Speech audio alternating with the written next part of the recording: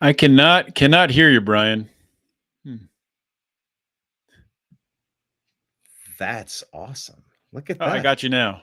There we go. I think we do have us now. All right. Okay. Couple of early glitches. That was fantastic. John Odermatt, how are you, sir? Fantastic. I am. I feel like a weight has been lifted off my shoulders that has been hanging there since about early 2020. So you were feeling it early 2020 with the summer of love. You were feeling the crush of the. Hang on, let me get the comments off the screen for a second. They are set. Here we go. Let's take the overlay away. There we go. That's a little bit better.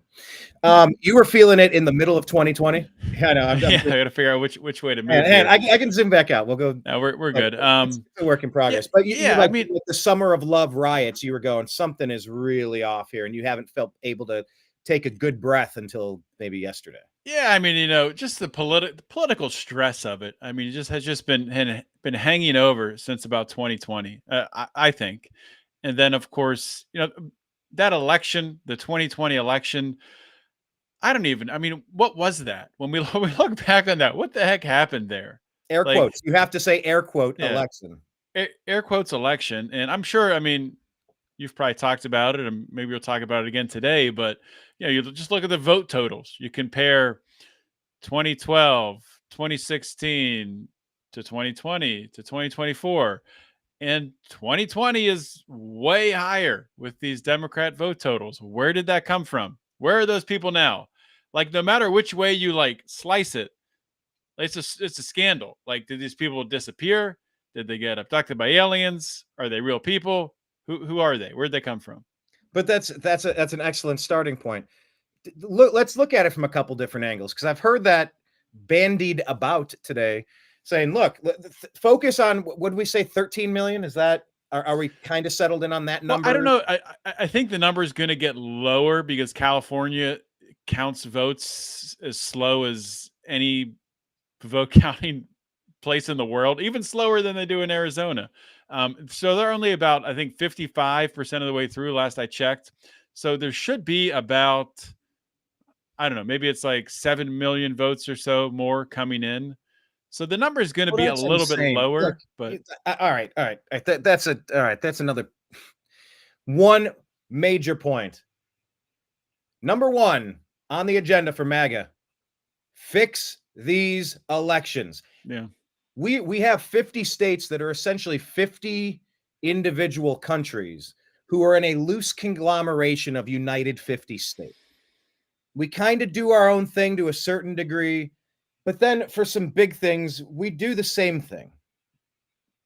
I don't understand how Arizona, California, anybody's still unable to process the damn job, which is count the votes on election night and tell us, well, we're still getting overseas ballots.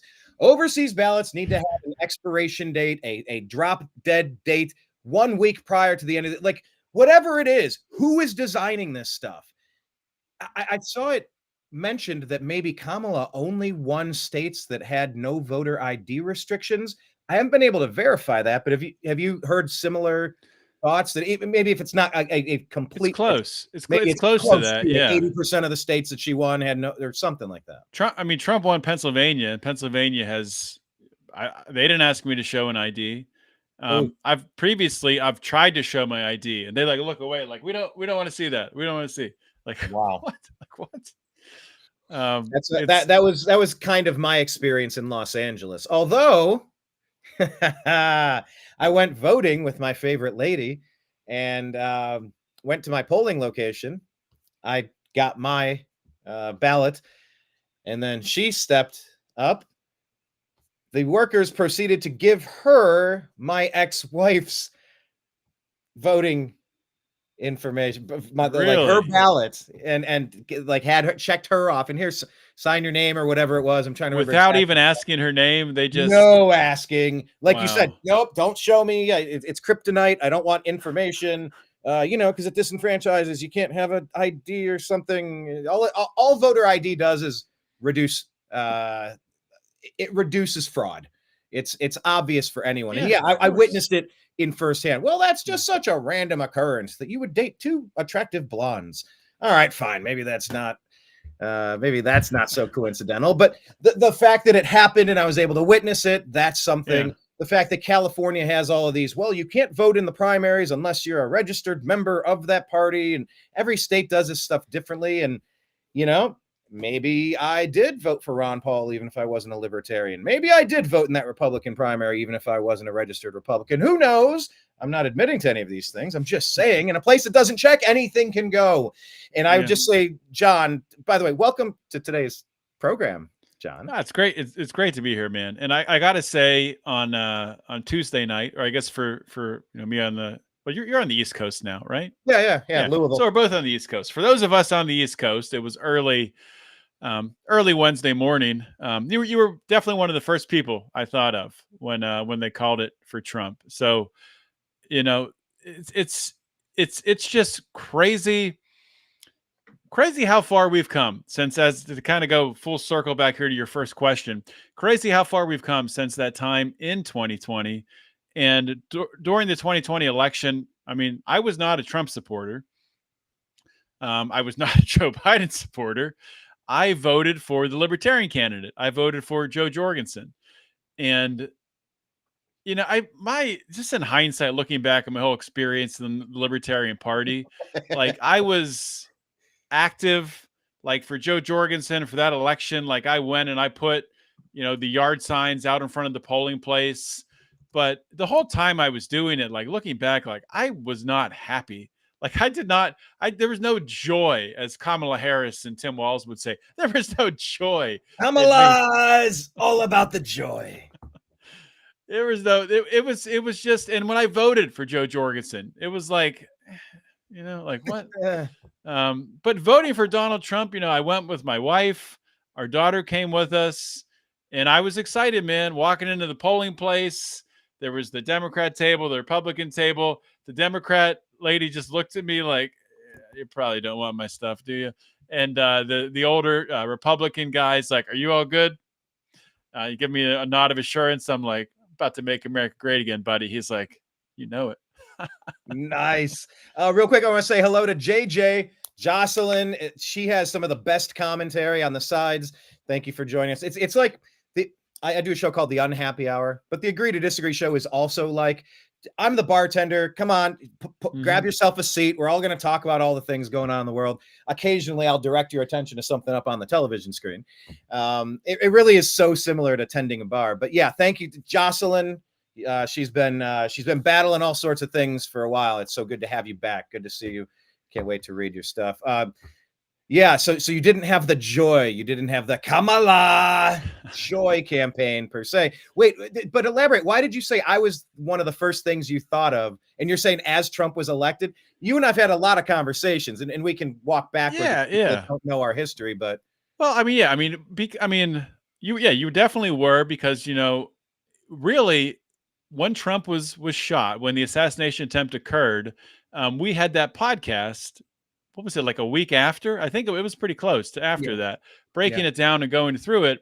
And I think it was during that podcast, that is when I first publicly stated that I was going to be, supporting Donald Trump, voting for Donald Trump. And I went from this like hesitancy of like, I don't know, I probably will, to like, I'm voting for the guy. I'm going to, be tweeting about it. I'm going to be telling people in person they should vote for him. I'm going to be talking to my family, saying they should vote for him. And it was like a switch. And you were kind of a part of that process there, because I was talking to you really when the light bulb clicked on. Oh my God. Hold on a second. So when people are sharing their stories, were you able to get anyone to the polls? Were you able to help convince somebody? And, convincing is sometimes just a conversation. You're saying that our conversation was maybe when that clicked over into the other category. The teeter-totter went in the different direction. I heard that. So right, for sure. right? I mean, I think it would have happened absolutely, but I think that conversation made it happen earlier, which I think is so important. Yes. Especially with, myself having a podcast, having a show. The earlier you can pivot, the earlier that you change your message, the larger of an impact you can have. So I think that definitely does matter. Like, for example, there was a tweet today what's his first name? Kaufman, the libertarian from New Hampshire. I had him on my show pretty soon after I had you on, talking about the libertarian case for Donald Trump. Anyway, he was kind of rehashing how, there was a big libertarian move for Trump and helped to push him across the finish line and have this big vote total this year, win the popular vote. And he had credited several prominent libertarians like Tom Woods and Clinton Russell and Dave Smith, Austin Peterson, Angela McArdle, the chairman of the LP. And I responded like, well, I can see Austin Peterson and Angela McArdle, but all those other guys, I haven't seen them say anything except for like the last minute. Clinton Russell, I think, gave a little endorsement. Well, and, I will say I had Clint on my show, the Agree to Disagree show, after you were on. I believe it was, or somewhere around the same line. Clint was putting signals out, and he was up on stage talking. Like, he seemed very amiable, open to the idea of partnering up to, like, look, there's logistical reasons why we're not going to win this thing, but if we partner, we can work to get some of the big things we want done off of the checklist. Sure. And it's very pragmatic. That the libertarians had a split, and it looks like 2/3 of the libertarians went to Trump. For sure. I mean, at least. Almost every single libertarian I know, except for our friend Brian McWilliams. But he's in California, so it doesn't really matter. Almost everyone I know voted for Trump and not for. I don't want to out my friend for reasons, but my God, I've been going back and forth in a very direct chat. Someone I've known. I won't say too much more without giving it away. Oh my God, he wasted his vote on Chase Olivier. Chase Olivier, they call him. Maybe it's French. I couldn't understand pragmatically. It's like, well, Trump in his first term, he had this guy in his cabinet. Well, Trump did say this thing that wasn't actually true, even though it was directionally correct. Well, Trump, he didn't go, there was a bump stock thing. And you're like, you mean Trump wasn't perfect, and no president has been, but you figured out who the new perfect candidate is? Chase Olivier, who has 0% chance of impacting any decision. You're going to throw your vote in the trash instead of voting to repudiate the Democrats. Yeah. Even if you didn't want to vote for MAGA, even if you did have libertarian ideals, you had to look at the clear and present danger of what the current Democrat Party has turned into and say, you got to stop the dragons from burning my village down. They're shooting flames and knocking down the brick walls. We have all hands on deck, take out the dragon. Then we'll worry about finding a perfect candidate. I've been struggling with this, John. I'm sorry, I interrupted you talking about Clint Russell. No, I'm glad you jumped in, because that did remind me. Clint did have, and Clinton was like, he ran on a VP. And I like Clint. I'll say that first. Everyone I mentioned there, I like them as a person. Yeah, I do too. But Clint, I like his intellect. I don't know him very well as a person, but I know his intellect. I really don't know him as a person either. He could be a terrible person. I shouldn't say that. I shouldn't just give that praise. I dig his brain. His brains are okay, at least on the surface. Yeah, but he ran as a libertarian vice presidential candidate, didn't win. But at the time, even before he ran, he was like, he went to Iowa with Vivek and was like involved with him there. So, he did have a big part in like starting that libertarian crossover, I think. So he should get some credit for that. I guess all that I'm pointing out is the people that I mentioned, if they did make any impact outright endorsing Trump to their audiences, it was extremely late in the process, which if Trump would have lost, I would have pointed to that like, I mean, come on, guys. You could have done this like 2 months earlier, 3 months earlier, but he didn't lose. So it's all good. That is a good point. I want to call out Pied Piper here. Yeah, Pied Piper was very active in our 8-hour, I think it was 8.5 hour super show that we did the other day, saying good afternoon. I had a great time hanging out during the election coverage the other night. Yes, it was pretty great. Kenneth is asking, will Trump be on the cover of Time MAGA zine, MAGA zine? Nice. Okay. That. As much as I complimented JJ Jocelyn's comments because she's so sharp and just has so much ancillary information to add to any topic we're talking about, we always love Kenneth and his jokes, especially the wordplay jokes. Yes, Time Magazine. It's fantastic. Yes, absolutely. Let me get back to what you were just saying about people who could have made their endorsements and made them earlier. But first, tell us about your show. You just reached out to me. You're like, hey, any chance you'd be interested in jumping on my show tomorrow? I'm like, hey, that sounds great. You want to jump on in 10 minutes? So much so the first 2 minutes was maybe on mute or something. But, I digress. Tell people about your show and what you're doing with Lions of Liberty and all of your Finding Freedom and where they connect with you and all that, please.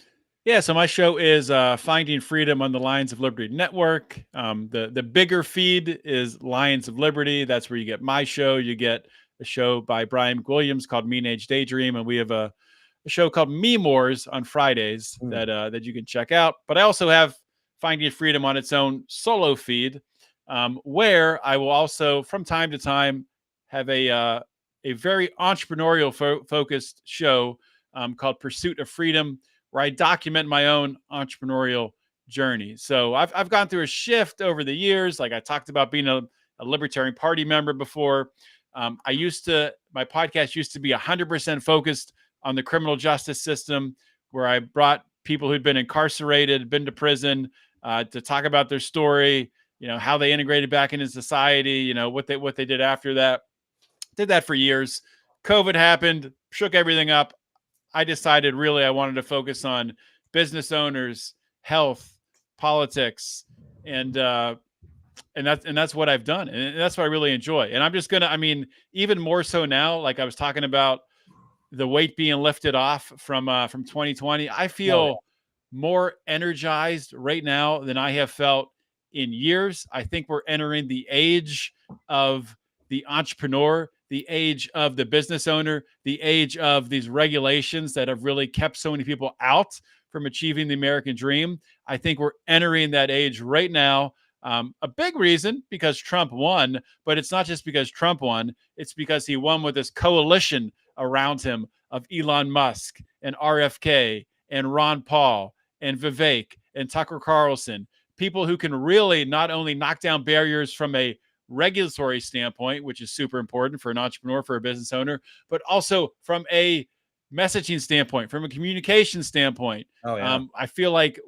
we're breaking some chains here. And my podcast, Finding Freedom, the logo is two hands breaking a chain. So I feel like that literally happened when Donald Trump won the election on Tuesday night. Yeah, it's interesting. Donald Trump, the art of the deal. Well, look, I think he might have cut a deal to. I said this on the live stream. Let's put all of our cards on the table, face up, all the chips in. Donald Trump was running an election like one of these dystopian movies, like Running Man. Yeah. Donald Trump was in this competition, or he was going to be killed. They already shot him in the head once.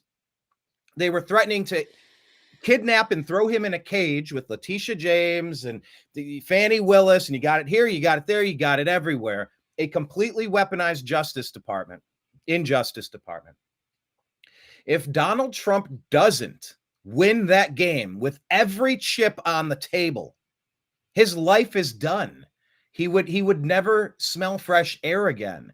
And they would absolutely Epstein him as soon as they could. Remember when the Democrat, where was he from? Not Chip Roy. What's the guy's name? Obviously. He announced legislation to say that, if a former president, whose first name was Donald, is convicted of something in a kangaroo court of our choosing, then we're going to remove your Secret Service protection. They were trying to make it easier to Epstein him. Like this is who the Democrats were, John. Completely all in election for Donald Trump. It was either win the election and serve the term that you were robbed of 4 years ago, or you're dead. Am I being a little too bombastic there, or are you feeling that? I'm feeling it 90% of the way. If he did lose, I don't know if they would have locked him up or not. His political career would have been over. They would have done whatever they need to make it so he could not run for president again, so he couldn't have influence again. I just don't know.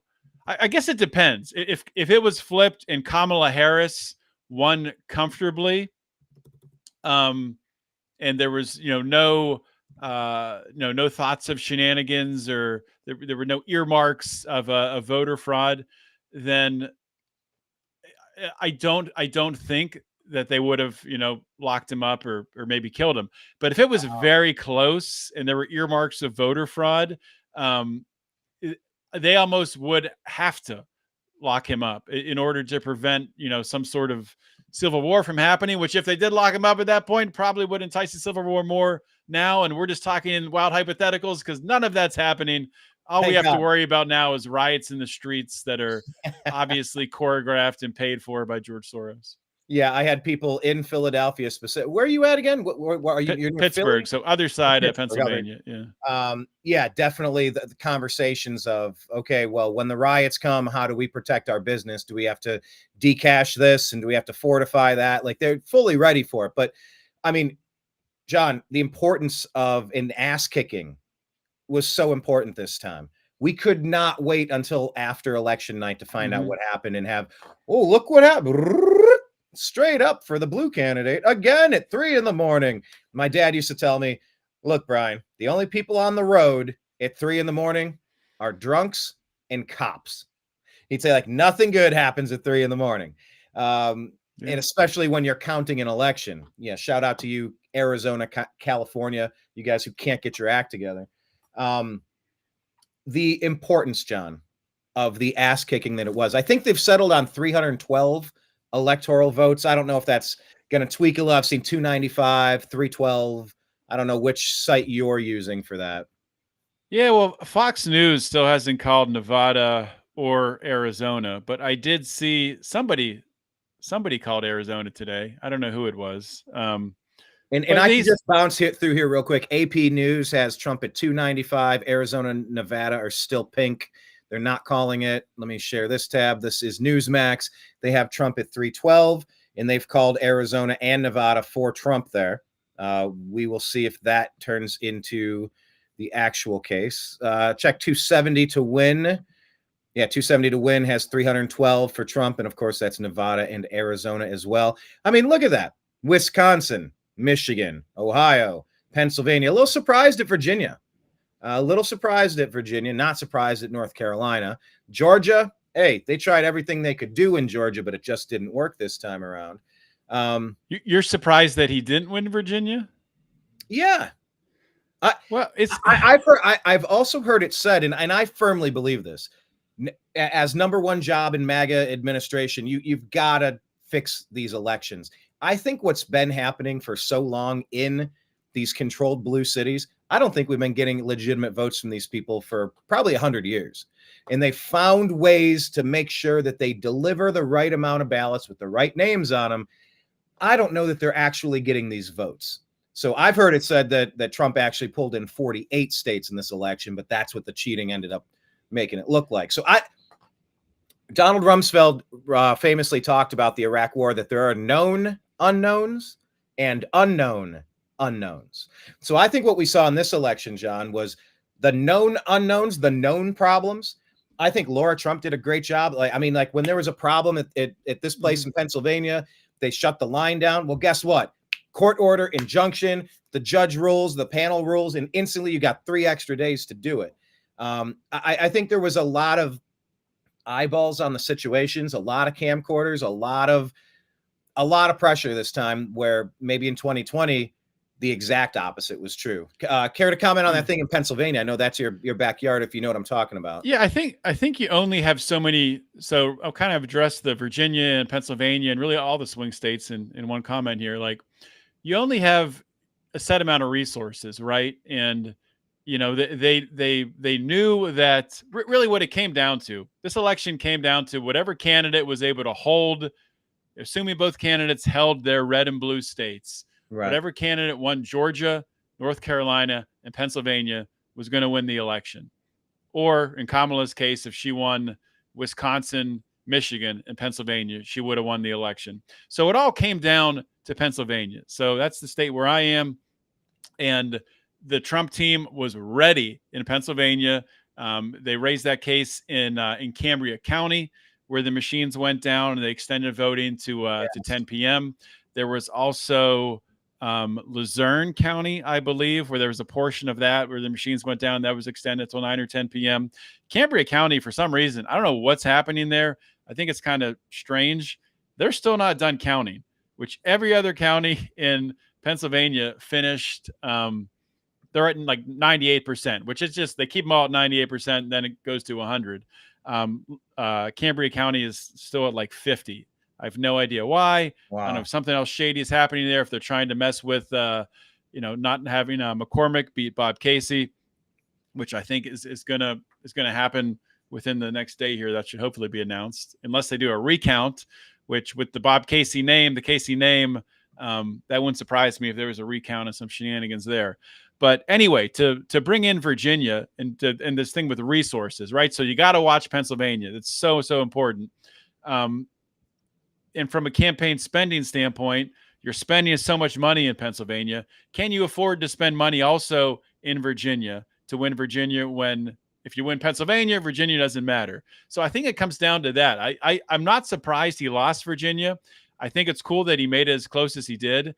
Northern Virginia, you have people literally voting for their jobs. I mean, they work for the federal government. They are voting to keep their jobs. And there are a lot of people with a lot of money in Northern Virginia, and they just pour it into the Democratic funds.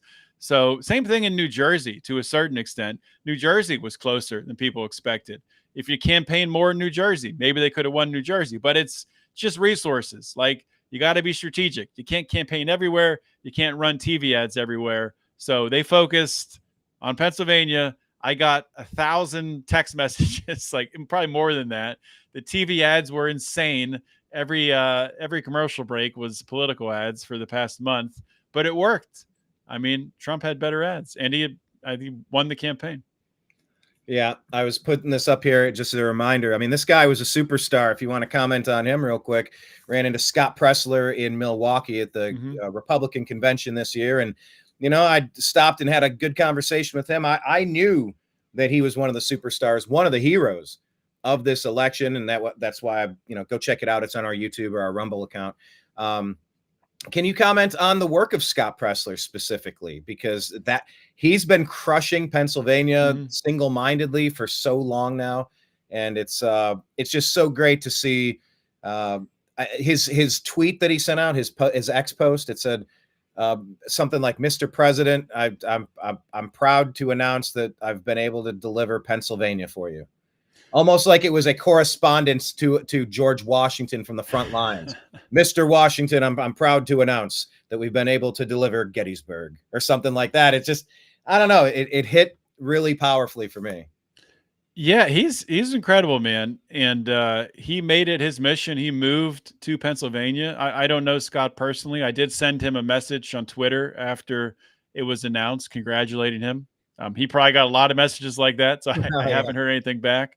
But just the sheer will that Scott had to not lose, just to register voters every single day and just work his ass off. And if there were issues, if there was problems with counties like Luzerne County, which had a huge backlog in registrations and wasn't getting it done, he went to the city council meetings, he talked, he raised awareness, he blasted the videos out on X and put pressure on people. And that's what you have to do in this day and age.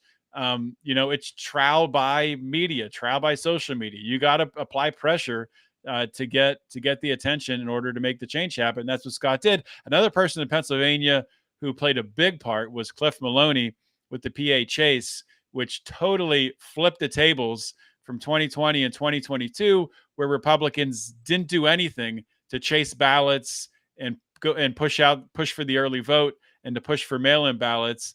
Wherein this year, Cliff Maloney with PA Chase, they had a goal of knocking 500,000 doors. I'm pretty sure they hit that goal, and chasing ballots to the point where they wanted to be, I think the original goal was they wanted to be to 33% of the early ballots returned, because the Democrats are going to be high. I think in 2020 it was like perhaps? I think it was lower than 20% in 2020, and they got up, I think, to 38% of the early ballots returned. Which, I mean, with that coupled with the early vote Republicans, I mean, just looking at the numbers, it was going to be very difficult for the Democrats to win going into Election Day, and Democrats didn't have the votes to do it. Right. I want to mention Pied Piper is saying Michigan surprised him. He thought that the corrupt Secretary of State up there was going to prevent Trump from winning. Look, I think there's a lot that could be said. With Gretchen Whitmer anywhere near it, I was very concerned about Michigan as well. But look, it had to be too big to rig. And it looks like it was. By the way, where are those 13 million unaccounted for Joe Biden voters with a totally legitimate 81 million, totally real, wink, wink, ballots in 2020? Another guy that played a big role in your home state was Elon freaking Musk. Talk about a guy who went all in. He's being attacked from other countries. And I know, look, this is Obama behind the scenes, pulling the strings, the empty marionette puppet of Joe Biden. Kamala was an empty marionette puppet for him as well. I don't know how coordinated he is, but there are other leaders around the globe who are now attacking Elon Musk, attacking his companies. Elon went all in with his life as well. Maybe it doesn't feel that way in the same way because we didn't watch him get shot on stage like we did with Trump in Butler. But Elon went all in Pennsylvania in a way that maybe you've never seen before. He was just, I don't know. I mean, what were your thoughts on Elon, and what did the people you know think about Elon focusing so much on Pennsylvania's outcome? It's wild, the impact that Elon Musk had. Just realized none of my light on here. Should be a little better. Well, good. Hey, you know what? Don't you worry, John. It's not like you left your sound muted for the first 2 minutes of your show. Don't worry about it, buddy. That's what I did. Hey, you know, we're all learning here. We just started doing this. Not like we've been doing this for the past 10, 15 years. Yeah, I did make the joke that you couldn't hear me say because the mute button was pressed for some reason. I did make the joke. What's a podcast? Yeah. Although you can find the Agree to Disagree show podcast on Spotify. I swear we're there. And the Unhappy Hour sports show as well. Okay, we were talking about Elon. Musk. Yes. Elon. I love the way Trump says Elon. Elon. He tells the rocket story. I've heard him tell that rocket story like 5 times. And the rocket comes down. And I don't know, it's a 20-story rocket. I was on the phone and it was he was a really important guy. He's in the crowd right now. I left him on hold for 45 minutes. I said, Elon, is that you? Did you land that rocket? Can China do that? Can Russia? We're the only ones that can do. Elon. It's amazing. So but I mean, first of all, I mean, I don't understand how Elon manages his time, that he's able to run all these companies and then take the time to campaign across the state of Pennsylvania and still not like just pass out from exhaustion. It's incredible. I mean, the guy he's a superhero. And I have disagreements with him. I don't agree 100% with Elon, but you're not being honest if you're not just amazed by what this man is able to accomplish. It is incredible. And we'll probably never see someone else like this in our lifetime. A brilliant mind, a brilliant business mind, a brilliant engineering mind that is able to conceptually take things that have never been done before and make them into a reality, which is just amazing. But to get to the campaigning, I did not expect to see it. I didn't expect to see Elon campaigning across the state of Pennsylvania. Elon handing out $1 million a day across swing states to swing state voters. Elon handing out $47 to everyone who referred someone to sign a First Amendment and Second Amendment petition, which I'm expecting a $47 check from Elon Musk for that one. Wow. But it's crazy. And he put it all on the line because like you were saying with Trump, maybe Trump would have been in prison. Maybe they would have killed him. Maybe both. I don't know. Elon definitely, if Kamala would have won, Elon would have lost X. They would have shut it down. They would have taken it from him. They would have made it so ineffective with censorship and regulations that it was worthless. And then, I mean, already in California, they were already sanctioning and regulating SpaceX to the point where he couldn't land or launch rockets there. They would have done that nationwide. Sure, they would have attacked Tesla as well. So he's literally fighting not only for his livelihood and everything that he's created in his entire, amazing life, but he's fighting for the future of humanity and what others can achieve in his footsteps. And I don't think I'm overstating that. What was at stake here? And I think he realized it. Yeah, and I want to circle back to what let me pull a Jen Psaki, peppermint patty. Let me circle back on that, John. Earlier in the show, you were mentioning the importance of maybe some of the endorsements coming in late. Mm-hmm. Maybe if you had been maybe on the train a few months ago, maybe you could have been moving the football downfield a little bit better. Oh, by the way, that was a tough game that you guys played us. Your Penn State Nittany Lions. I've already blocked that out of my mind. I'm sorry, I totally forgot it too because I'm focused on national championship. But yeah, that was actually one of the great things about the election, the timing of it. I a distraction away from sports. Totally forgot about it. No, I say, look, I say it all the time. I do a political show called the Agree to Disagree Show, and I also do the Unhappy Hour sports show. Mm-hmm. And politics is really toxic, so I need to get away from it and just deal with sports from every now and then. I don't want to just live in a political world. It's so bad, it's so negative, it's so frustrating. But I'm a Cleveland sports fan, so I have to leave the world of sports because it's so frustrating and jump into politics to get me out of my shitty mood. It's a bit of a weird dynamic there. But back to what we were saying, Joe Rogan did have Donald Trump on for 3+ hours. He had JD Vance on for 3+ hours. Kamala, they said, sir, where's Kamala? You're supposed to be on Rogan, but you're in Houston. Where's Kamala? What? Okay, so we watched Rogan leave an open invitation, and he repeatedly said, look, I'm not trying to do a gotcha. I'm not trying to be I'm just looking to have an open, wide-ranging conversation with you. She essentially declined, showing a massive, it's one of two things. One, she's completely incapable of doing it, which is actually the case. But number two, if she were capable, which we'd assume she'd have to be in this position in the first place, she's showing such a poor lapse in judgment. You could just imagine all of the flubs and intentional screw-ups that she would have on a global scale. Yeah. Not going to meet Putin. You go to Joe Rogan if you're trying to win an election. She couldn't find it in her busy schedule to do it. Meanwhile, 78-year-old Donald Trump crushes 3+ hours, then sends in the rookie whiz kid with the beard, JD Vance, which I'm very appreciative of how good of a talented of a communicator he is, just like Vivek Ramaswamy. Trump's team has leveled up much. Talk about Joe Rogan. Did he come in too late? What was the importance of the Trump and Vance interviews? How big of a screw up was it that Kamala, where's Kamala? They said, sir, Kamala's coming. I don't see it. So anything on the Joe Rogan ecosystem of those questions? Take it where you feel. Well, with Joe Rogan, he's so his audience is just so large that even a late endorsement, I think, has an impact. I don't know how big of an impact it might have. Trump might have still won the Electoral College, but maybe not the popular vote without the Rogan endorsement. But with a guy with an audience that size, I mean, it's a big thing without a doubt.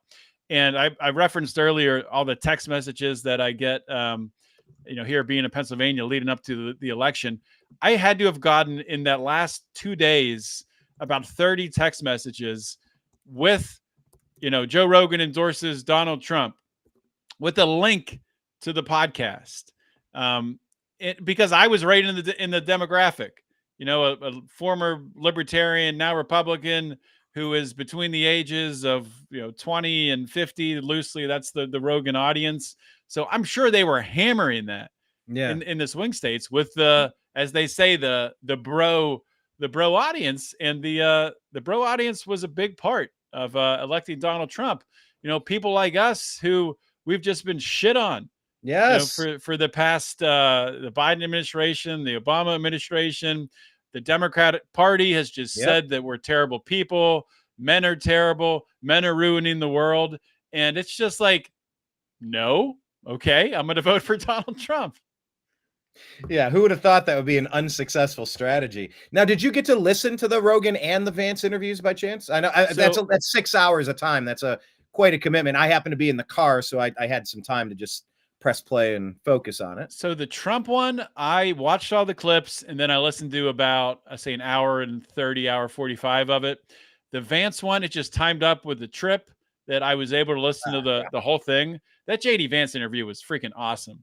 I mean, I liked JD Vance before that, but after listening to a full interview on Rogan and him just, relaxed, just cutting up, just having fun, he's a great guy, dude. I mean, he's brilliant. He doesn't misspeak. He says what he means, but at the same time, you can tell he's relaxed. He's in the moment. He's telling stories about his kids. He's telling stories about his kids cursing. I mean, I want to know the joke. I want to know the joke. He referenced a joke with his kid, but he didn't tell the joke. Oh, yeah. Someone needs to follow up and get what was the name of that joke?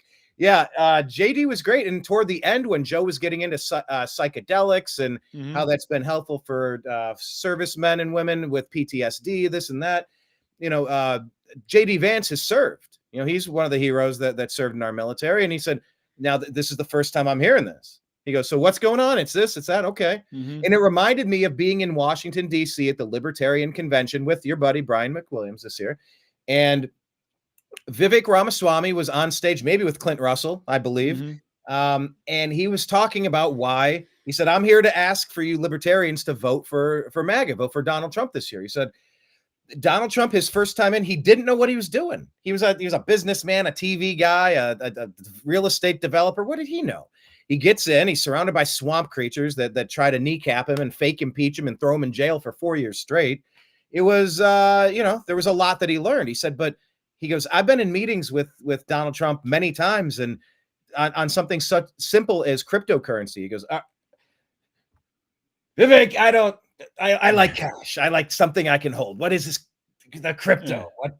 And he said, so they had their talk and they explain how there's scarcity built in. There's mathematical equations. The Fed can't press a button and digitize trillions of dollars, devaluing the money that you have, which causes inflation.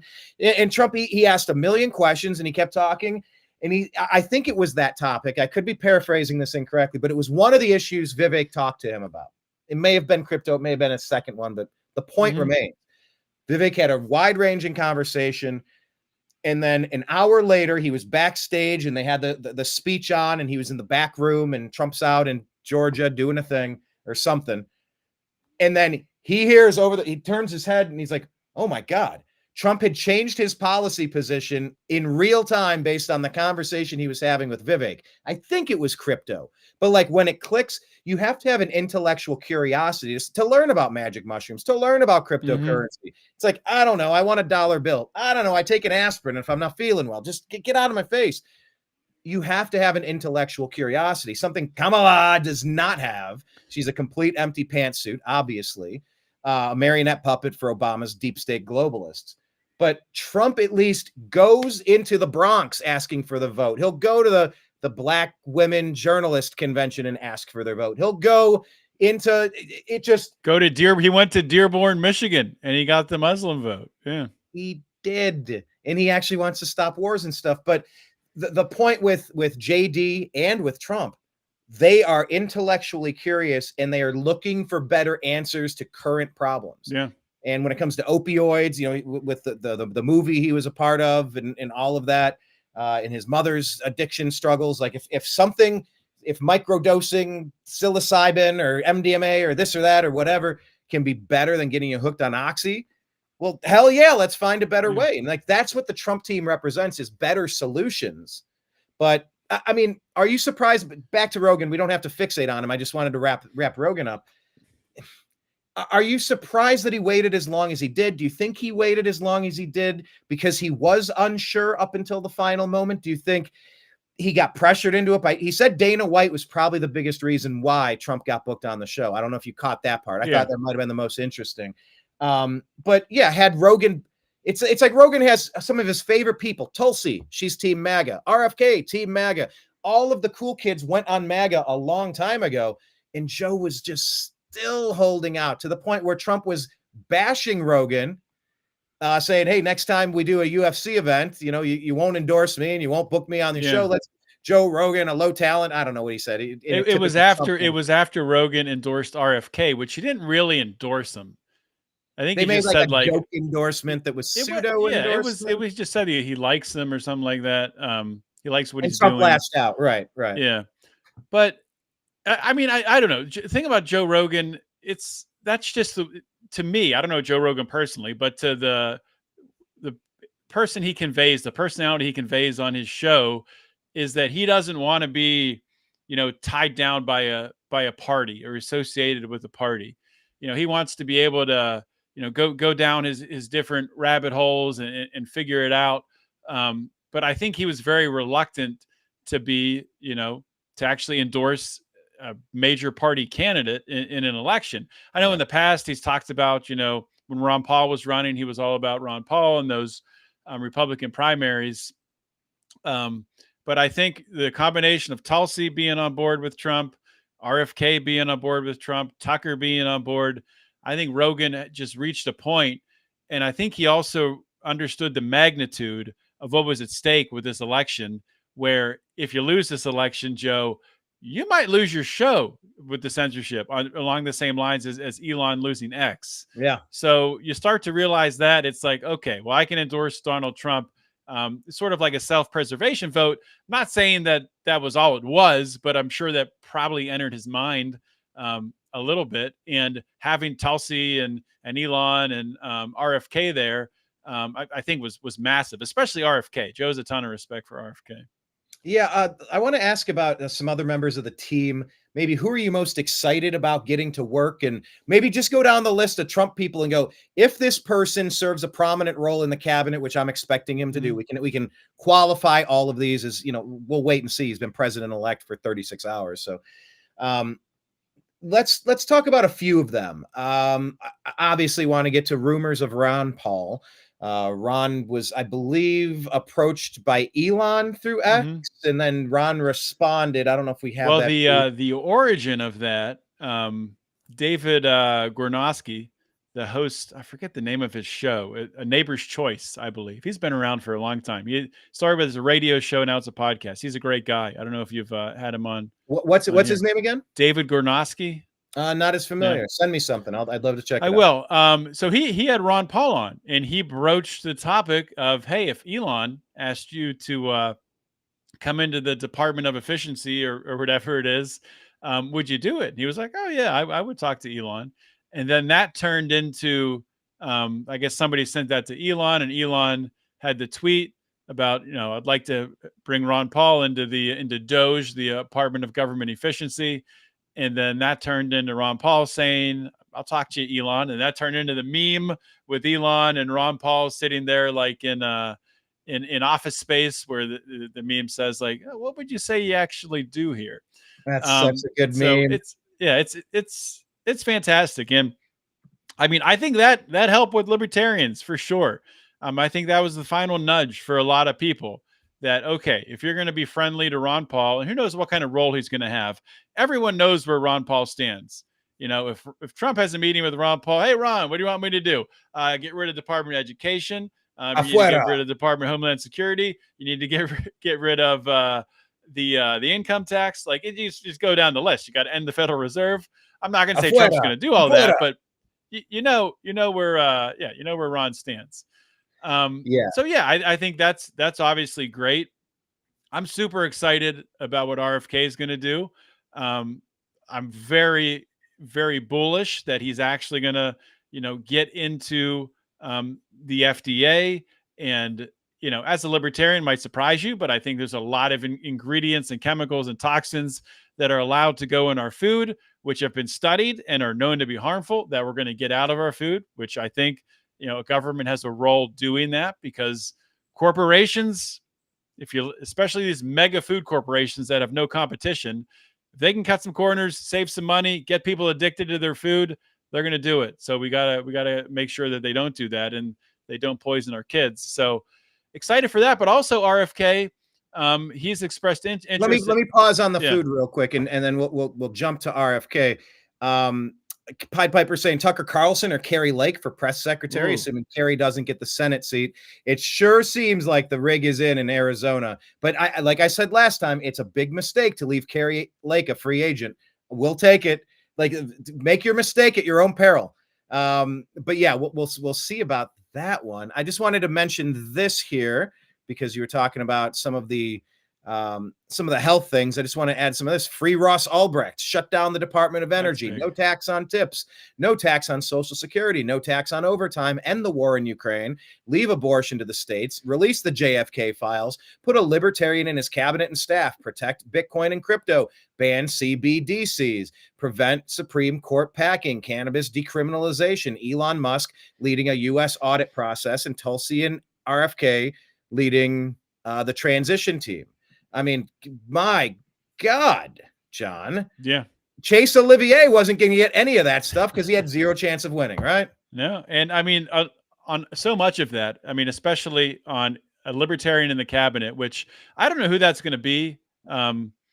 Brian and Mark and I were talking about that on Brian's show yesterday, Brian McWilliams. And Mark Claire? And Mark Claire. Yeah, Mark Claire came back on for a post-election Lions Liberty show. I haven't talked to Mark in a while. Where's he living these days?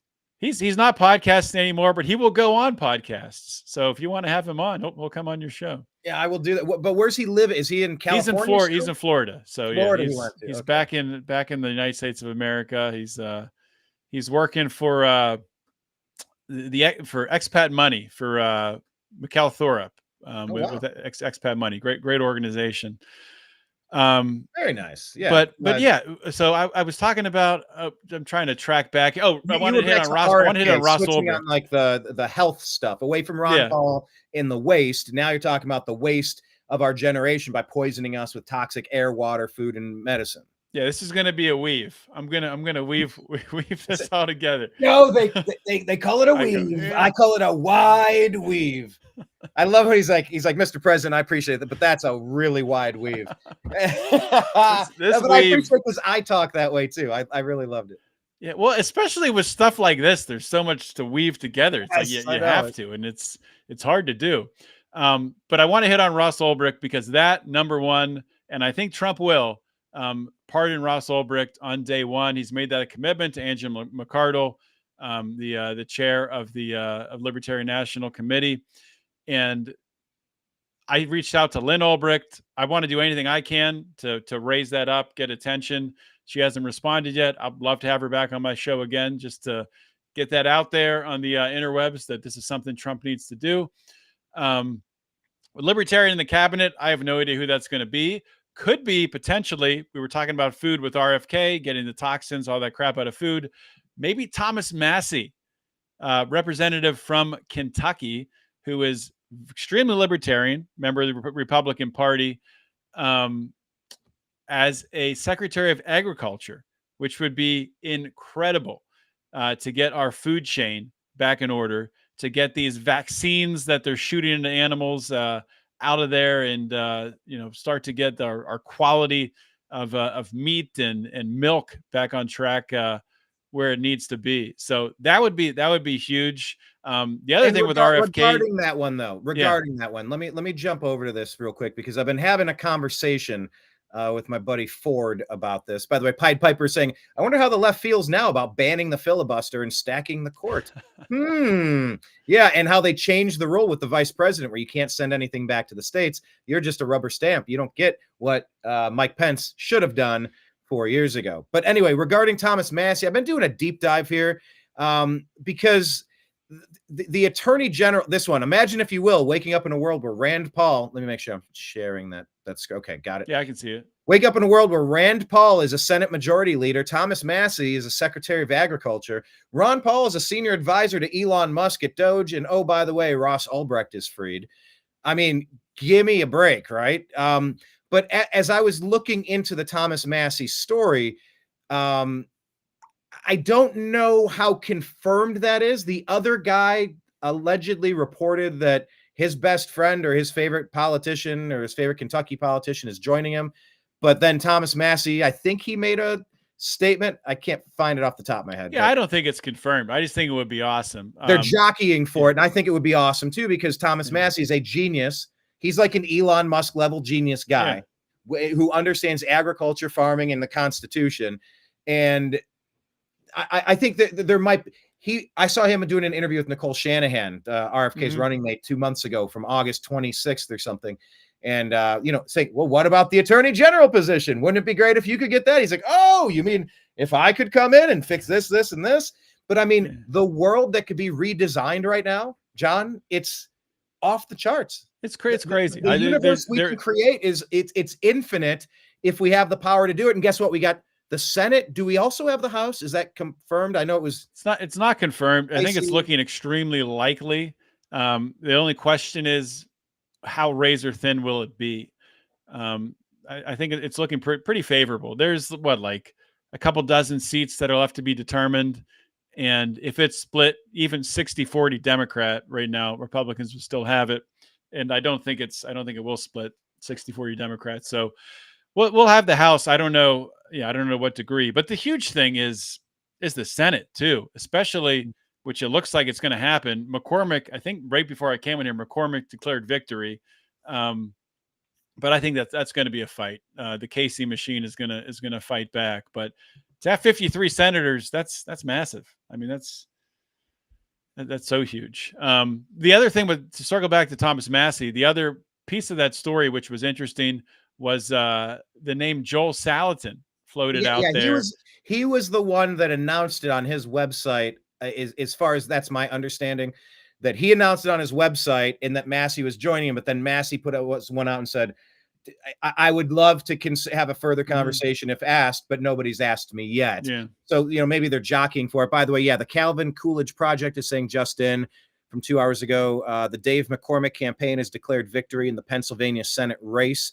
We will see how that one moves forward. And that's the right move to make. I mean, you're ahead 99% of the votes in, declare victory. Put the pressure on Casey. I think that's absolutely the right move to make. No, absolutely. But you were talking about what were we on? We were on Massie. And I did want to, one more thing on RFK. So the food, but also when I saw RFK up at PorkFest last June, or I guess that was 2 years ago. Time flies. It really does. And thanks, Vern. We appreciate it. And RFK was talking about getting all the data from the FDA. I mean, the data would be huge for a lot of reasons, but a piece of that would be looking at like school shootings. What pharmaceuticals are all these school shooters on, which nobody is looking at? So they've already said we're going to give all that data to RFK. So I'm just really I'm looking forward to. There's just so much to look forward to. Yes, it's crazy. I cannot remember a time like this in my life that there's just been like the doors have opened up and it's been like, oh, let's see what we can do. That's awesome. The infinite potential for remember when Obama was elected and he goes, now we are 5 days away from fundamentally transforming the United States of America. His transformation, his 5 days away from fundamentally transforming the United States of America was Marxist, commie crap, globalist nonsense, hate normal Americans, divide. We're on 16 years of the Dave Smith has a very succinct video on this. I saw it recently where he just says, Google the amount of times you found these terms being used in media, and it's all the divisive race stuff. It all happened, I think, in 2010, 2012, 2014. It was like within a couple of years of Obama getting into office, everything they've pushed for 16 years has just been the complete wrong direction. 4 years of Obama under the Joe Biden walking around, that wasn't Joe Biden. That was Obama and Obama's team calling the shots the entire 100%. time. And everything we're talking about here, getting poison out of our lives, how did that become a Republican issue? I don't know, but I'll take it. And I've never been sometimes you have to register, but I don't identify as a Republican. I identify as libertarian-ish, conservative-ish. I know what I'm not. I'm not the modern Democrat Party. I am almost the opposite of whatever that is. Yeah. Well, the Democrats, I can be libertarian on with the Democrats. It's like, I don't know, make your own personal choice with your abortion stuff. You'd make your choice and whatever. But for the most part, I'm almost completely against almost everything that party stands for. But your excitement to move in the right direction, the entire universe could be reimagined in a golden age right now. Yeah. And it feels that Truly. way. It's like I can grab a piece of that and take a bite out of it. It's It's just tangible. floating Yeah. in the sky right now. It is. It's a beautiful thing. And I am gonna have to drop off here, but it's it's hard. Yeah, it's hard to really put Yeah, into sum it up for us. words just the shift that has happened here from Tuesday night into Wednesday as this sort of sinks in. I guess the last thing that I'll leave you with and leave your audience with is we all have friends, family, people we love, people we care about, who have been fooled by this leftist propaganda.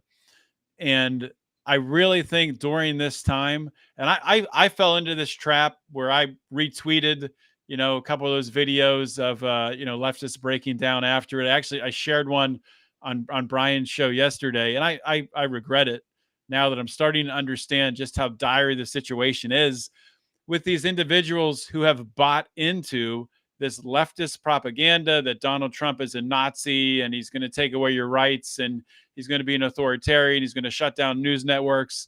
This is what they actually believe. And they are in an extreme state of fear right now. And I just want to ask your audience, ask anyone who watches this or listens to it, just to take a step back when you're interacting with someone who's going through this, because they are really a victim of an onslaught of an information war, and they need compassion and they need love. And making fun of them, laughing at them, or pointing at them and saying that we won in your face, even if they did that to you, don't do it. And if you can't follow up with compassion and love, just take a step back. If they start yelling at you and telling you should go to hell, just remove yourself from the situation. There's no winning that. And eventually, time's going to pass, things will fade. And some of these people, not all of them, some of them are going to be gone, unfortunately, just mentally gone. Some of these individuals will drift back to be able to have conversations with, most of them, hopefully. So I would just ask people to give that time and to give it some space. That's a nice sentiment. That's a good way to think of that. I think these people need re-education in a good way. They need education because they are victims of brainwashing. Their For brains sure. have been damaged by these deep state monsters at CNN, MSNBC, and even Chris Wallace when he repeated the fine people hoax in the 2020 debates. Like Barack Hussein Obama was out there repeating the fine people hoax days before the election. The most thoroughly debunked hoax of all hoaxes. That's why I hate Obama so much. He's at the core of so much of the brain damage these people are suffering from. I guess final thought I'll leave you with, because you just kind of brought this up, and it's a good point. I've had multiple ladies, because this election really did turn into ladies on the left, boys on the right, like a seventh grade dance. I don't know how that happened exactly, but I've tried to have conversations, and as people post their meltdowns, I respond back with positivity. And well, that was a hoax. That didn't even happen. What I'm looking forward to is fixing this and getting, blah, blah. And I'm engaging in very civil conversation. I'm not super laughing in their face. I'm just talking to them. And I've some of these conversations that we'll play tennis a couple times. The ball goes over the net a couple times. And then at the end of the conversation is they end up saying, I hope you're right. And I said, I hope I'm right too. But Okay. I think Trump's America is going to help all of us. But please get away from the people who've been lying to you the most for the past 20 years. You got to ditch MSNBC and CNN. Even if that's not your main thing, you're getting your news from places that are lying to you to manipulate your emotions so that they can use you like a pawn. You can only unpack some of that in small bites for some people, but I'm trying to have the mostly civil conversations. I'm amped for a golden age of America, John. There's so much that we can do with the new team involved. Thank God. I guess I'm going to jump on. What time is your show tomorrow? I got to check my schedule, but I'm in if I'm around. I'm pretty flexible. So we can, if early in the day, a little before this works for you, we can do that. Yeah, I think we can. Tell people one more time the best places to follow you and your content, Mr. John Odermatt. By the way, thank you for for jumping on this impromptu episode. It's just Thanks. so damned exciting for the first time in a while. And you gave me that the greatest gift you could have given me is said, it was during our conversation on your show where I really kind of decided I was going to vote for Trump. Like that. I thank you for giving me that best gift that's ever. awesome, man. Early Christmas. Happy to do it. You can find me. My handle on Twitter and Instagram is at John Odermatt, Lions of Liberty, Lions of Liberty Network. You can find us on Twitter and Instagram at Lions of Liberty. We're on YouTube as well at the same handle. And you can find my show, Finding Freedom, where I'm focusing on entrepreneurship, health, politics, everything. I'm going to focus on the golden age. That's going to be my focus going forward, the golden age. So, and Brian will be on the show, the next one coming out, which will stream live tomorrow. And then it'll be published everywhere on Monday. Heck yeah. Super excited for it. John, we did it. We did it, Joe. We did it, Joe. We did it, John. We did it, John. We saved the doggone country, sir. Peace out, Brian. I'll talk to you later, man. Thanks for joining us today.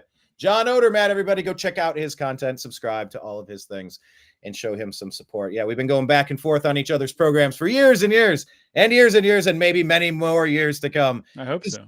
It's just sitting around. Like, what do people do when they're sitting around? They talk about what's happening. Like, I don't really want to talk about inane stuff. I want to talk about what's on fire and what we can build to totally revolutionize making our lives better. That's where my heart and energy is at. So yes, John Odermatt, follow him on all the platforms, and I'll jump on his show tomorrow. John, thank you, sir. Enjoy the rest of your evening. See you, Brian. All right, there he goes, everyone. John Odermatt. Make sure you're linked up with him. Pied Piper is saying the single issue abortion voters are hard to deprogram. It's actually kind of a tricky thing to say. The single issue abortion voters. Yeah, it's been an incredible ride for the past couple of days now since this election. You almost don't realize the toll. John said it perfectly. He said the weight that's been on my shoulders since mid 2020. That weight has been on my shoulders pretty much since I started the New American Media. It was during Obama. And I watched enough to realize this shit ain't right. This is not, whatever's happening now, I am not for it.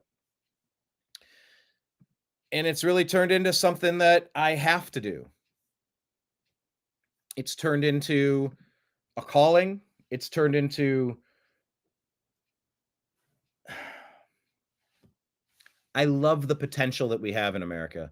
And I loathe the people who feast on the negative energy, on the toxic energy, on the abuse of others. And if you're running propaganda campaigns and you're funding unnecessary foreign wars, flooding America with non-Americans, stealing America dollars to just money launder to your friends while you let people in Lahaina and North Carolina suffer with, you have the gall to offer them $700, but it's a $700 loan. Are you out of your ever-loving minds? Whatever this version of government is must be stopped. I'm so excited to get Elon Musk in there with Ron Paul. Afuera, afuera, afuera. Cut it all. Cut it all. And that's not to be malicious. It's to be efficient. We're spending $1 trillion in interest every 3 months. It's unsustainable. We're beyond bankrupt. We are in foreclosure proceedings. This is insanity. When I say we, I say you go after the MFers that did this. I didn't do any of this. I ain't on the hook for none of this. You have a budget, you live within it, you actually live behind it, and you squirrel away 10% for the future. You build up your national strategic oil reserves. You don't deplete them. So yeah, that's why the past couple of years have been so strange for me to make sense of. But we're here now. Continue leaving your comments. I would love to include you in the show. Just want to tear through some of the stuff. By the way, pinned to our X link, we are right here at American_media_. Right here is our Patreon account if you would like to sign up and be a monthly subscriber. We always appreciate your consideration in that way. I'm going to go through and just read you a lot of takes, a lot of thoughts. None of these are endorsements. It's just what other people are saying, and I found it interesting, so I shared it. Dinesh D'Souza here says, short answer, those 18 million votes from 2020 were fake. They never existed. Democrats rigged and stole the 2020 election. So trying to account for these phantom votes is like trying to account for the absence of the tooth fairy. Mueller, she wrote, says, I hope in the coming days someone's able to explain how we had record turnout, but 18 million fewer votes than 2020. Both of those things can't be true. CISA.gov/rumor control wants you to believe that 2020 was the only free and fair election in American history, global history, universal history. I don't believe that. I don't know how you could possibly say something so unprovable, so certainly, and then taking the people who disagree with that and silencing, censoring, and ruining the careers of them. That's the world we're living in. But luckily we have X and we can talk on this platform. Here's Polish Parliament. Let's see how they're feeling after the news comes in that the United States has selected one of the two candidates.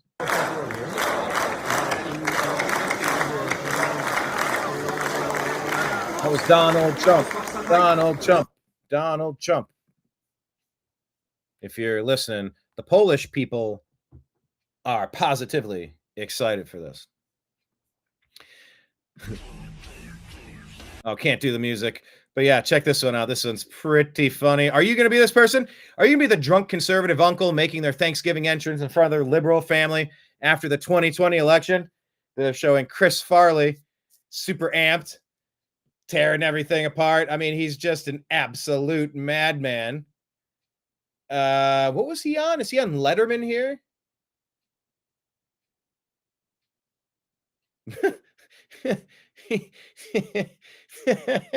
Look at this entrance. Are you going to enter Thanksgiving this way with all your liberal family? I think you should. I know John's saying you need to, this is a chance to bring people to your side. Also, it's a time to gloat. I know that's not the right message, and I get it, but look, it is. And I don't mean gloat in a in their face taunting them specific way. But there needs to be some I told you so. These people need to hear how wrong they were. They need to understand. It's like if your dog makes a mess on the floor, you got to bring them over and you put their nose down there and you show them, I am displeased by you doing this. I think media needs to see this. Politicians need to see this. Our family, friends, and neighbors need to see this. They need to understand how wrong they were. They need education, and it has to happen. So anyway, here's Democrats. Well, here, let's just listen to this from CNN. Democrats thought taking the presidency in 2020 was a big win for them. Wrong. They would have been better off letting Trump win. And this is such an interesting theory, and I've been talking about it, thinking about it. I've mainly been thinking about it. I think somebody asked me, would you rather have had Donald Trump the last 4 years or the next 4 years? And my simple answer is well, I mean, it depends. If I'm a family member of one of the people, the brave servicemen or woman that died in Afghanistan because of what you did to destroy that area, destroy our investment there, and give all of our weaponry, our most advanced weaponry, to the bad guys, there are undoable damages that have been caused by this Biden administration. 30 million illegal alien invaders from God knows where with God knows what purpose here. How do you undo that? The entire cistern has been poisoned. It must be emptied, cleaned, and refilled. How do you do that? How long is that going to take? What type of sleeper cells are here? What's planned? Anyway, but would Democrats have been better off just letting him have those 4 years? I don't know. Here's an interesting thought. Off letting Trump win. A 2020 Trump presidency would have seen him being stuck with a Democrat-controlled House and Senate. He would have been a bit stifled. Now, he's got the numbers in the Senate to confirm anyone he wants, and he's looking to have the House too. Trump will likely be able to do anything he wants to do. Big beautiful wall, anyone? Joe Biden was able to appoint a Supreme Court justice due to liberal Stephen Breyer playing ball and retiring. But now, Trump is likely going to be able to pick Clarence Thomas's replacement and maybe Samuel Alito's replacement. And uh-oh, Sonia Sotomayor has been having health problems and might have to retire sooner than later. Yeah, that is interesting. All right, that's a great question right there. Are the Democrats going to force their Supreme Court justice out so that they can replace him with someone younger to theoretically last longer? That's not always the case, but, age is undefeated. And guess what? He can pick anyone he wants, and the Senate will confirm. Think about that. And you got to keep the Senate. You need to expand in the Senate. Keep going. Pedal to the metal. As long as you're running America like a boss, as long as you are doing things that we appreciate, making our dollar go further, reducing inflation, keeping us out of stupid, unnecessary wars, and encouraging innovation and inspiration, yeah, there's no reason why the Senate shouldn't expand, why the House shouldn't expand. But yeah, you got 2 years, man, get going right now. Full steam ahead. No need to moderate the pick.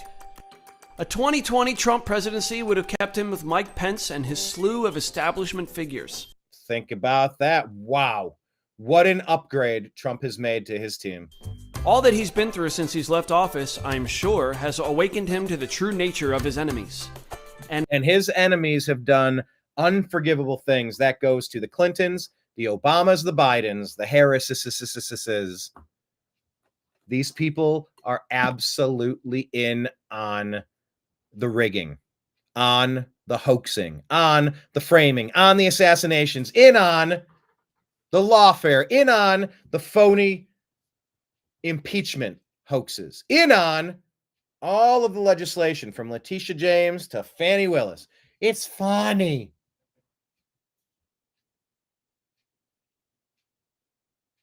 And even Kamala Harris was involved. It's Kamala. When the opponents spend more of their time trying to correct how to pronounce novel names and spending less time on the issues, you're probably on the right side of this thing. True nature of his enemies. And now he's picked up a team of super friends lined up, ready to destroy the deep state, including Elon Musk, Robert F. Kennedy Jr., Ron Paul, Tulsi, and of course, a certain based hillbilly. Not to mention, Trump has managed to a based hillbilly elegy. Build his voter base and win in such an expansive way that pundits have described it as a political earthquake. It was. The landscape of the electorate has likely changed in MAGA's favor for an entire generation. Yeah, once you decide that you're in this camp and you've seen the atrocities that this modern Democrat Party has subjected us to, they're atrocities, folks. These people are, that party's done. The Democrats are done. They're toast. Finito. Adios. For a generation now, Team MAGA is going to stay Team MAGA. It's just going to keep attracting all the cool kids. Let the losers sit at the loser table. All the cool kids are crowding around here. And maybe only Donald John freaking Trump could have made this coalition happen. I don't know. Generation. So ask yourself, Democrats, was this worth it? And by the way, the coup that they staged on Joe Biden, how brilliant.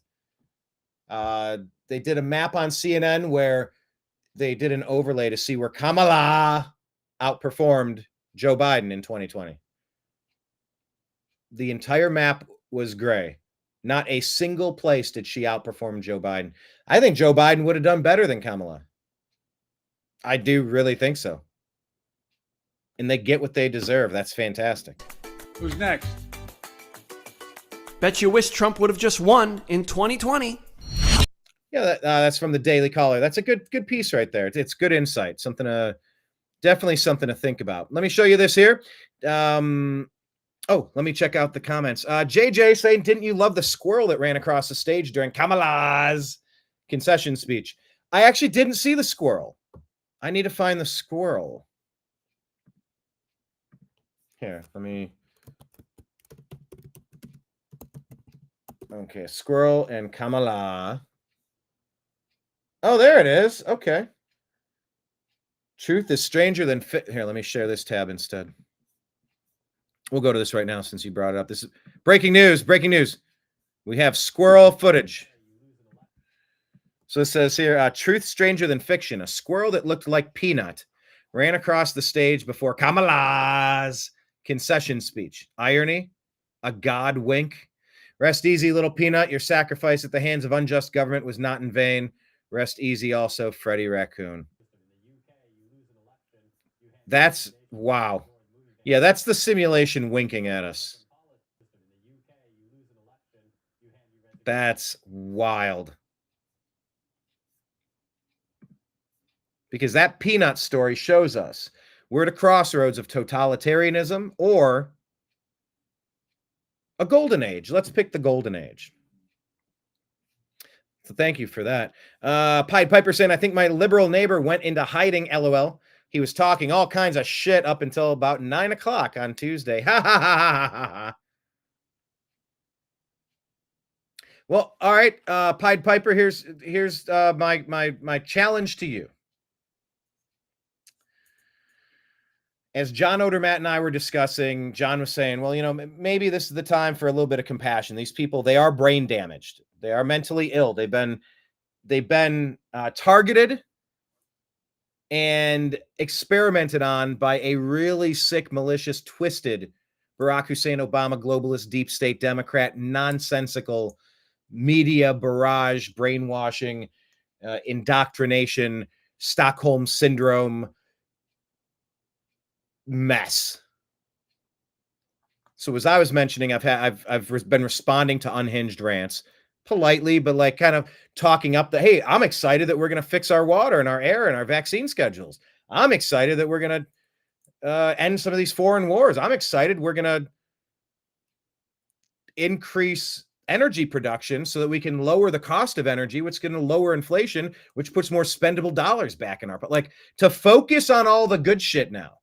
All this Trump bad, Trump Nazi, orange man bad, like I wouldn't even bring that stuff up. I'd maybe respond and just talk about some of the things I'm super excited about. Let's focus on being excited about all the good things. And if we can leave a conversation with a brainwashed lib with a response of, I hope you're right. Well, at least they were able to absorb it and consider maybe they don't have everything figured out. Maybe they don't. JJ saying here, Trump will offer illegals a one-way ticket back home. And after the Biden money ends, they will happily board that plane. Too cold for them here anyway. Yeah, I've been listening to some of the logistics of how the mass deportation is going to work because it's happening.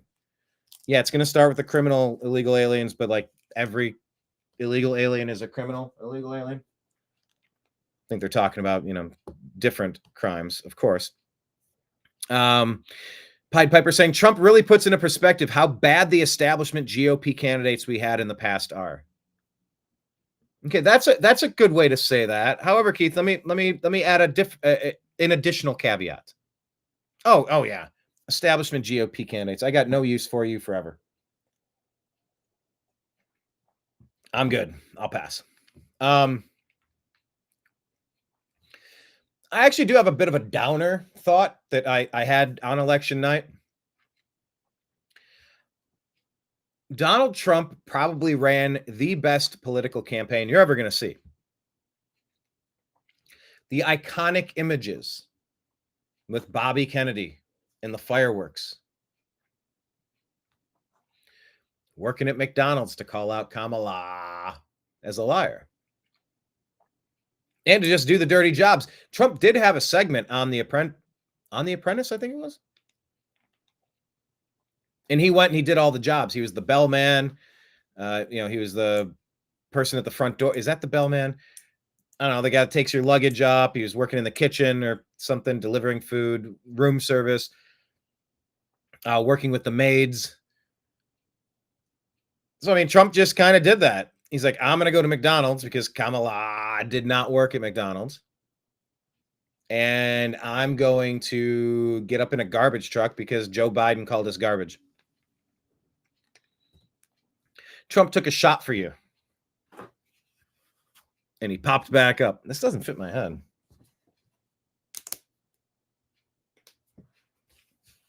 Oh, that's better. And he popped back up. Trump has ran one of the best political campaigns you're ever going to see. And Kamala. They said, sir, Kamala will be. They said she's coming to see Rogan. Where's Kamala? Kamala was one of the worst. No, she was the worst candidate for president that any of the major political parties have ever put up. And I know Trump won in a landslide and a blowout, but it was still too close. If Trump running the most legendary, and by the way, we were talking about the energy and stamina of Elon Musk with John Odermatt earlier. What about the energy and stamina of 78-year-old oldest president to ever assume the office? Doing 2, 3, 4 campaign rally stops in the same day. The man is relentless. Dana White called him the hardest working man he's ever known. Replacing James Brown. That says something. You want a president that's working nonstop. You want a president that can be off the cuff and having a 3-hour interview. Now, I know sometimes that's Trump's biggest enemy. You talk too much. Eventually, things are going to come out that the media can take out of context. They can run with and try to demonize you. I'll take that any day of the week. We can call out the hoaxes in real time and laugh at the people who are doing it. But you got to disconnect from MSNBC and CNN. But yeah, I wonder, can Republicans ever win again? If it took Trump doing everything and having the biggest FU money you've ever seen to fight the attacks, the lawfare, all the times he's been framed for the impeachments, framed in the civil courts, framed on stage in Butler. And Kamala was the worst candidate we've ever seen. How are Republicans ever going to win again? But that was just a thought I had. I wanted the Democrats to lose even more soundly, but like I said, I don't believe the final numbers that we're looking at are legitimate. I really want to dig into what's happening in these blue cities that end up turning these states blue. I think they're much more common sense than the people voting for the backward people, the backward party. But, you know, some of that's obviously perspective, and it's my intuition. That's my gut instinct. Yeah, that squirrel running across the stage. That was just nuts. Christian, what's up? Saw you on election night, I believe, right? You were in the chat room. Christian went to bed at 3 o'clock Eastern last night. Oy vey. Man, yesterday I was so depleted, cloud 9. I was dancing a lot. I don't dance. I can do the Trump dance, though. I can do that. All aliens will be probed, of course. Tony, what's up, Tony? Tony jumping over from the Agree to Disagree Facebook group. Find it and lock into it. Tony says, we make America great and keep America great by supporting candidates who promote policies that put America first. It's such a simple concept, and yet many still don't understand that or just don't care. Yeah. There's a reckoning. There's been a reckoning. And we're on to the good people and we're on to the bad people. Like, we are really going after it this time. Downhill on a sheet of ice, like there's no stopping. It's go time. Pick up some of that momentum. I've been saying Kamala too much. I'm not going to do my plums.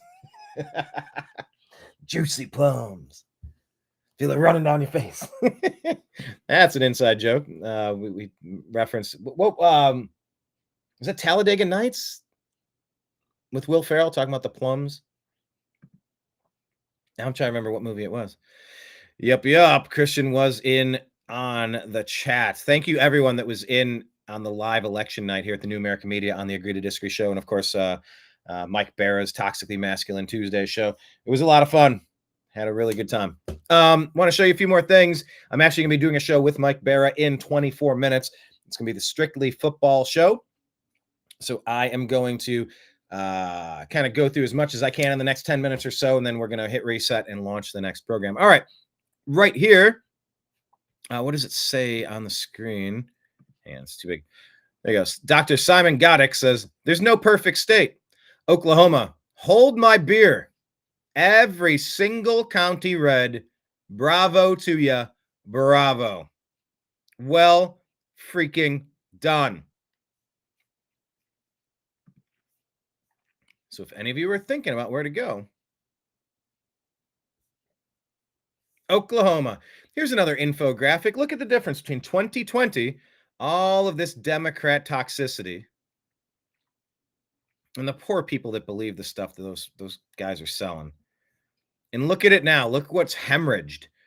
It's almost as if a dam from Northern California that was blockaded so that you could protect the Delta smelt. Almost as if a river has been opened, a dam has been redirected, and all of the fertile farmland of California can drink that delicious water again. The red wave has gone through this state. Look at that. They've flopped a lot. And let's keep in mind,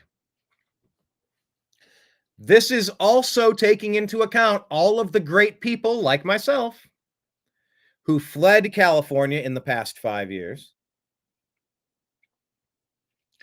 and went to other states to make them more red. You see how Florida has become so red. Tennessee, Texas. So California became more red while also pushing most of their red away. That's incredible.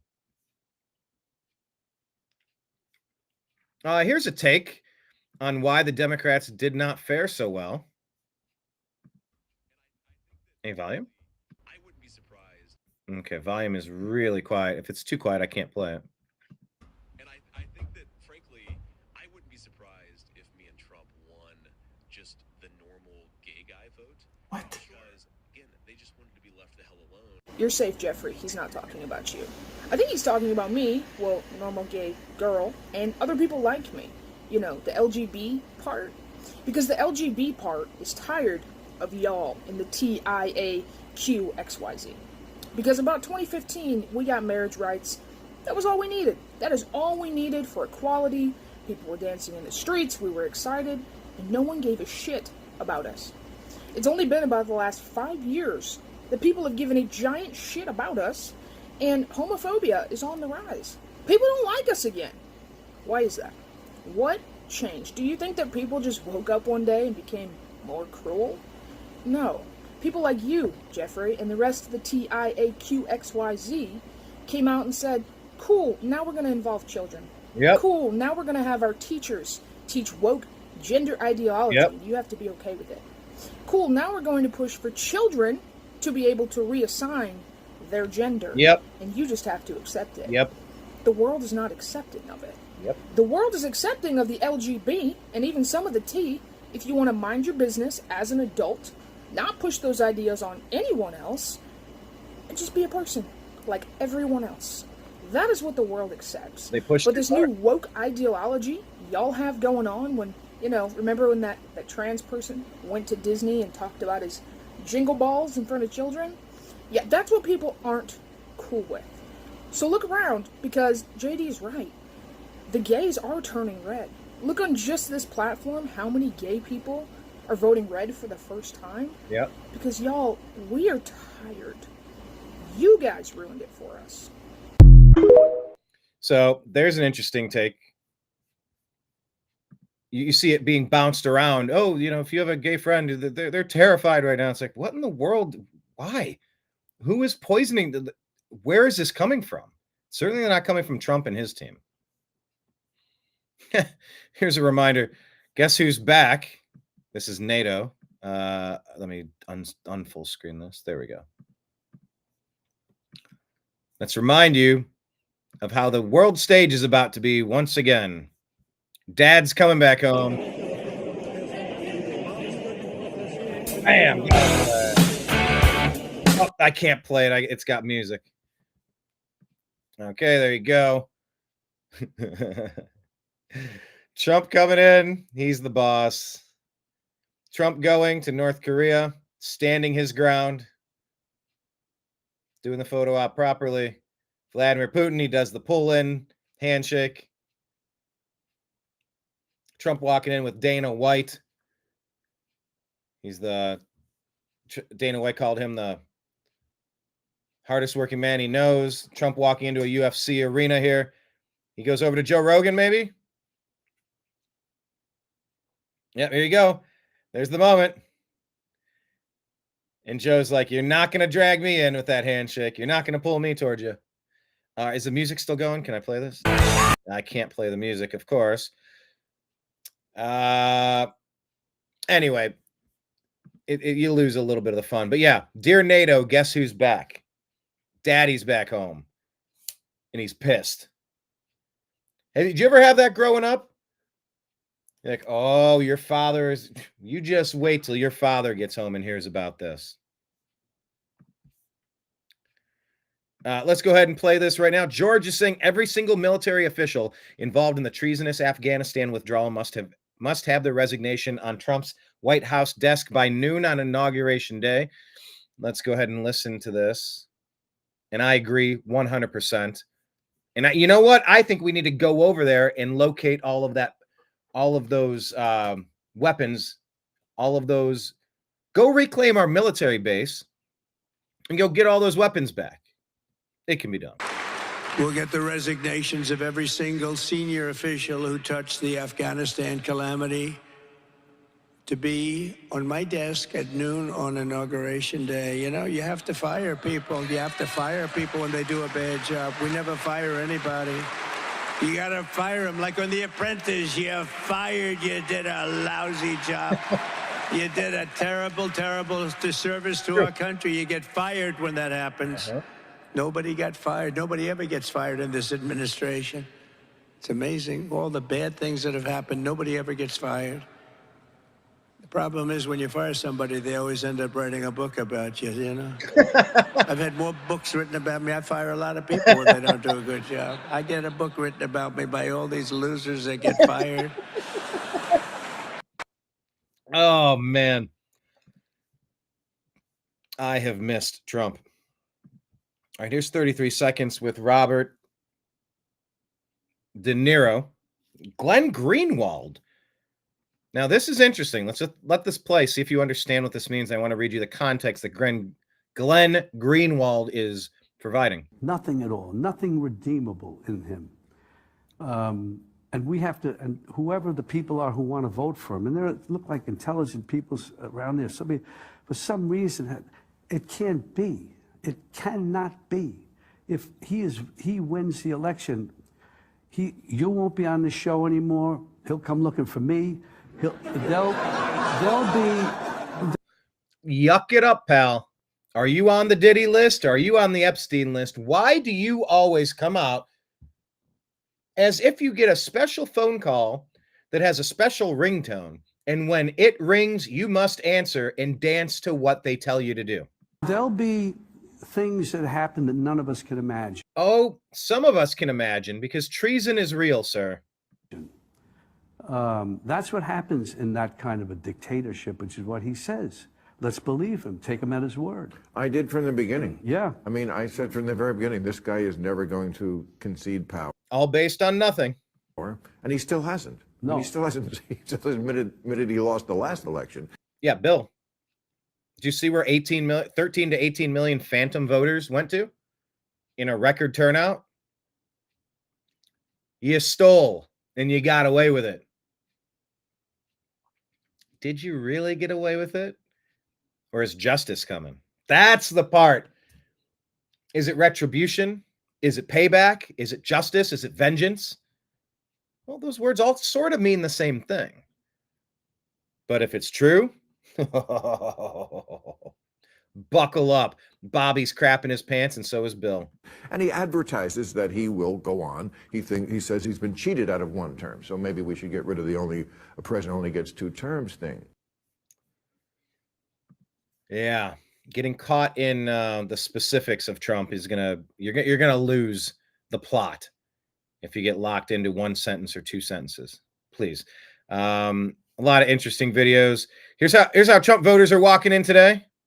Probably can't play this because of music. Of course, I knew music would be there, but really, just enjoy it. Did you dance into work today? Did you kind of have the pep in your step? Did you do the Trump dance a little bit? Is your smile been a little bigger? A little larger smile? Look at the eyes on that thing.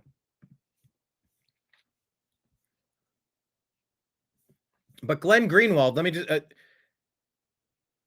okay. I don't know what this is about. FBI is now hunting Robert De Niro. Bill Maher's HBO show already shut down, and with some of the crew detained, they're looking for Maher.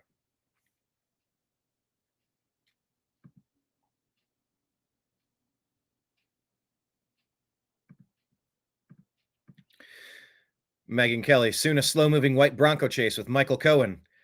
Glenn responds, with Maddow and AOC being hidden in the trunk, also trying to get away from the camps they believe they're headed to.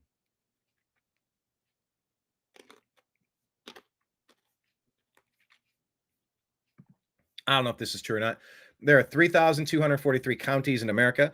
Joe Biden won 16% of them. Somehow this translated to 80 million votes for Biden. This is a mathematical and statistical impossibility. If you took 16% of the largest counties and added all the votes of these counties, it would add up to 33.5 million. Biden would have had to win every single vote in these counties. This fact alone proves Trump won. Maybe, maybe not. Is Lady Gaga and John Legend and Pink and De Niro, are they leaving the country? Anyway, check out the New American Media on X at American_media_. Hey, real quick. Why are these people getting our damned money? Ukrainian soldiers dressing up a mannequin in a Trump 2024 t-shirt and MAGA hat. These are Ukrainian soldiers.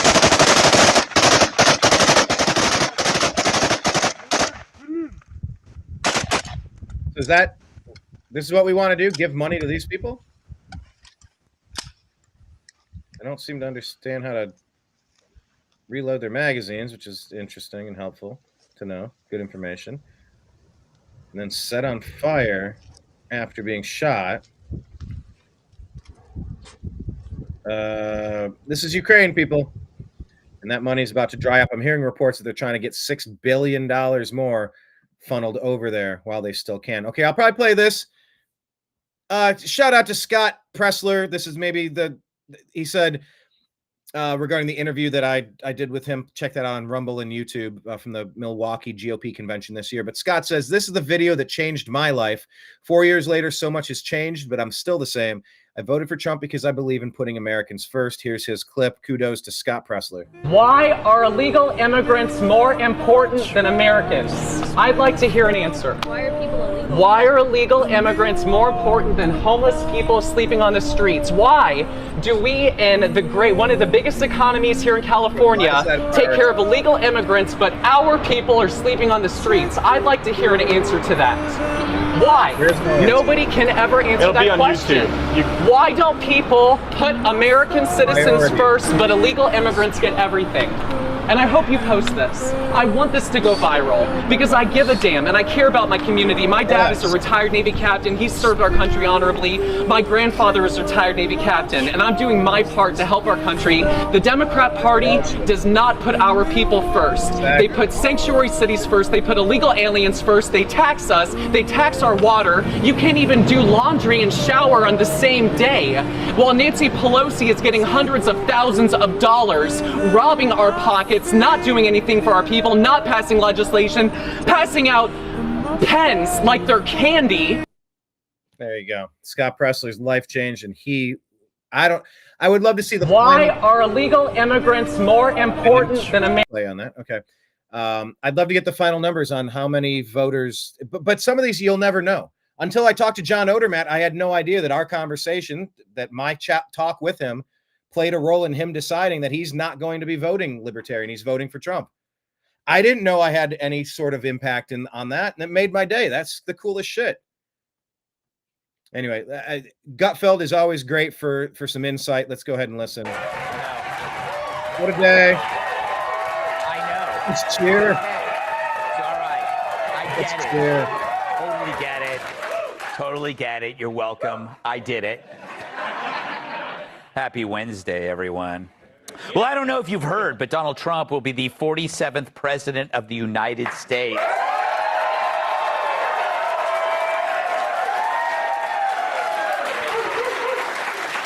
Causing Joe Biden to ask who was number 46.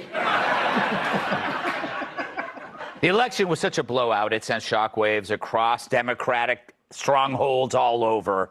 Bill Clinton is so distraught, he's flying his erection at half-mast.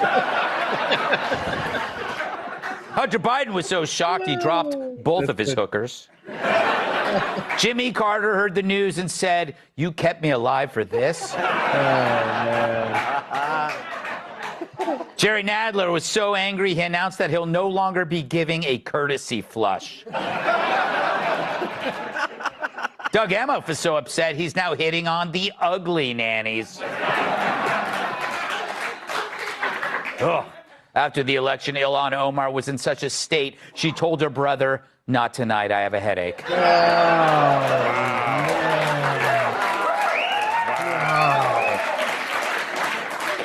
This morning, The View stomped their feet so hard they threw a shoe.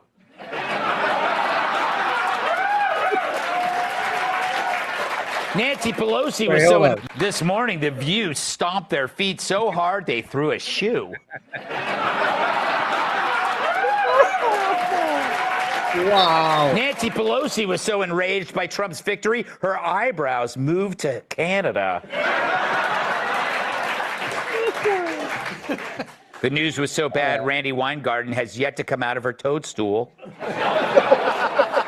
Admiral Rachel Levine is so defeated, she's announced she's taking a leave of absence to spend more time with her testicles.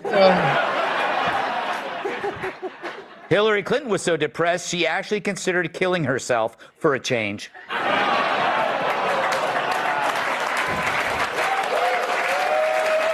Damn. Taylor Swift cried all night, which dropped her from a 6 to a 4.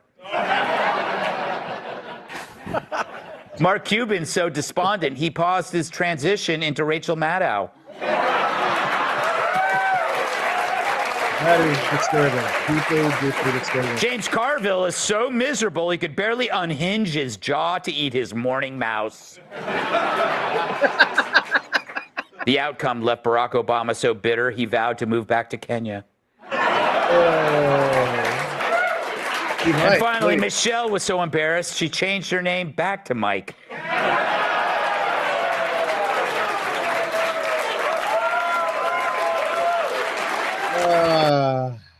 God bless comedy.